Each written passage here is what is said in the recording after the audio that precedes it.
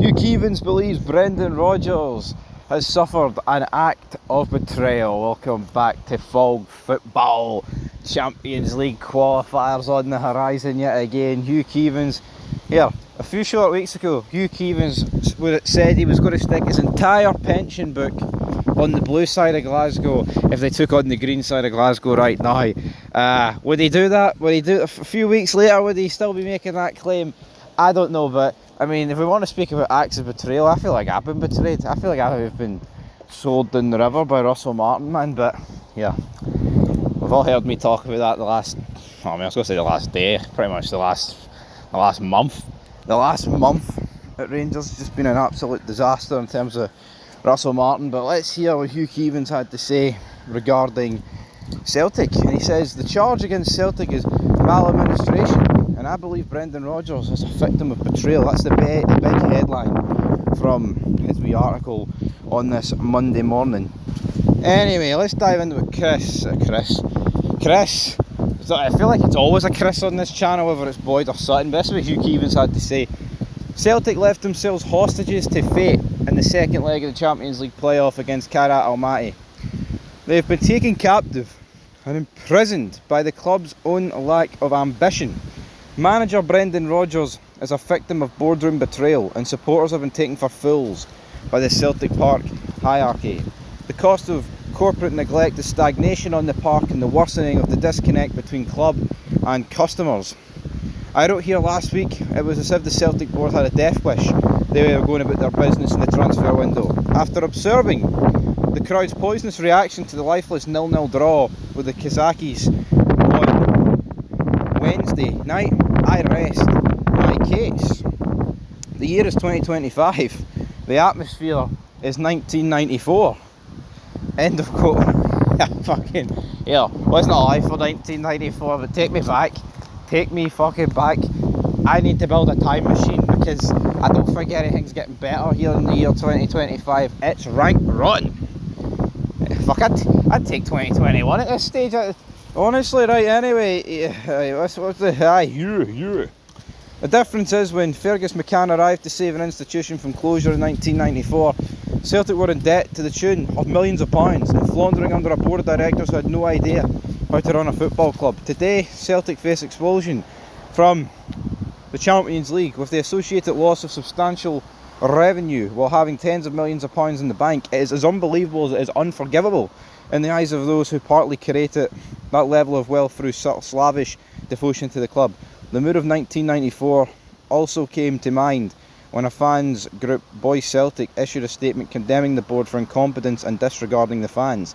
The battle has started, the rebels are restless. What was once a good team has now been significantly diminished by the loss of quality players such as Kyogo, Kuhn, Greg Taylor. None has been replaced by anyone nearly as good. The long-term loss of Jota to serious injury was met with similar indifference, and Rodgers now makes obvious his total disillusionment with his employers every time he speaks in public. End of quote. Right, I'm going to call fucking horse shit on that, right? Yeah, up front, Celtic have done hee-haw. Kyogo's not been replaced, right?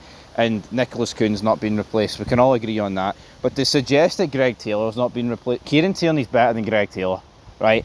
No one's going to sit here and dispute that. Kieran Tierney is a better footballer than Greg Taylor. I think Greg Taylor's good, but I think Kieran Tierney is great on his day. And obviously, he can only really give you 60 minutes, but would you rather Kieran Tierney give you 60 minutes, right, than Greg Taylor give you 90 minutes? Maybe they should have weighed up those options for the brought back Tierney, but nah, man, I think it's extremely harsh to pretend that Celtic haven't replaced Greg Taylor. They have. You know, I mean, you would be lying to say that if you were going into this summer to say that Greg Taylor, you know, hasn't been upgraded by Kieran Tierney. You've got, come on guys, come on. I think that's a ridiculous claim for Hugh Keevins. He's made quite a few ridiculous claims in his times over the years. He went on to say an accident was always going to happen, occurred on Wednesday night. You can't be surprised by something you knew was going to take place. The board were sitting up and begging for insurrection to take place, and they'll get it. Defeat by an equally troubled Rangers at Ibrox next Sunday follows a Champions League exit in Kazakhstan. If it really is 1994 all over again, Save Our Celts will soon be reformed. My mind goes back to that 8:50 AM phone call in which Celtic chairman Peter Law loudly instructed me he had nothing to do with the club's recruitment of players. Peter was reacting to me writing about a radio caller who had said Loyal's hand was all over a lack of signings. Rodgers is already on record saying his squad as it stands isn't good enough for the Champions League groups. End of quote. Tell you what, man, there is a crazy scenario. Well, this is the far-fetched scenario, but it still could happen. Celtic go to Karat, Rangers the next day overturn the Champions League deficit that we've got to Club Brugge, and then Rangers beat Celtic on Sunday. Now, that's all three of those things happening is like it's got a less than a 1% chance, if I'm being brutally honest. But Celtic going out the Champions League, I mean, I'd describe it as 50-50 because that team, Karat, they're definitely going to be more up for it than Celtic. And I think we've seen that at the Celtic Park and over in Kazakhstan. Oh, the Chinese border, oh, this stuff, man. It's funny though, because it's like, oh, it's only a couple of 100 miles for the Chinese. A couple of 100 miles is still a couple of 100 miles. You know what I mean? Couple of 100 miles is insane distance, but I guess it kind of I guess the point they're saying is it highlights like how far away is it, the fact that it's even within a couple of 100 miles of the Chinese border. Anyway, I digress. But yeah, Celtic go to the Champions League tomorrow. It will be a meltdown. Make no mistake about it.